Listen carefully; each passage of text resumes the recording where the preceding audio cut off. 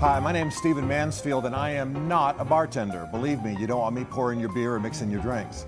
But I did write a book called In Search of God in Guinness. Let me ask you a question.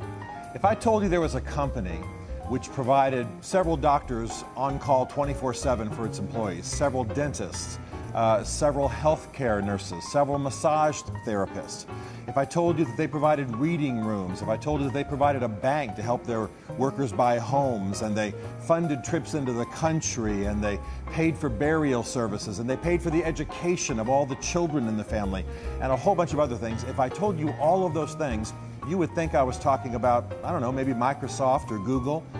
But in fact, I'm describing the company called Guinness. Yes, the beer company. And by the way, I'm describing a condition in that company that existed in the 1920s. Those decades ago, Guinness was already taking care of their employees in a way that is really radical by modern standards, even though some companies are attempting to aspire to that standard. So decades before modern companies were being proactive and socially concerned about their employees, Guinness, the beer company, was taking care of its employees. And by the way, they weren't just taking care of their employees, they were pouring millions of dollars into alleviating poverty in Ireland and other countries. Well, that's why I've written this book called In Search of God in Guinness. I love the Guinness story, the story of the beer, the story of the family that made such a difference for 250 years. But I also love the undergirding of faith that was there. The founder, Arthur Guinness, was influenced by John Wesley and really gained a social conscience through that movement happening in England.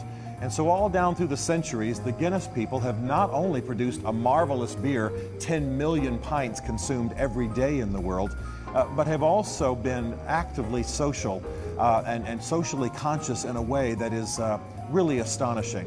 I wrote this book during the recent economic downturn, and it was amazing to study the Guinness company and its benevolence and its care for not only its employees but for the poor in society at the same time that we were hearing the devastations of corporate greed on Wall Street. I think this story is fascinating. I'm not only thrilled that it's a story about beer, unashamedly, happily talking about beer, the history of beer, the history of faith and the church and beer, what beer has meant to society, even the amazing role that beer has played in early American history, the stuff they don't tell you in the textbooks. So the Guinness story is not just a ripping good yarn about beer, it's also a great story of an alternative corporate culture and about how wealth can be used for social good and for the glory of God.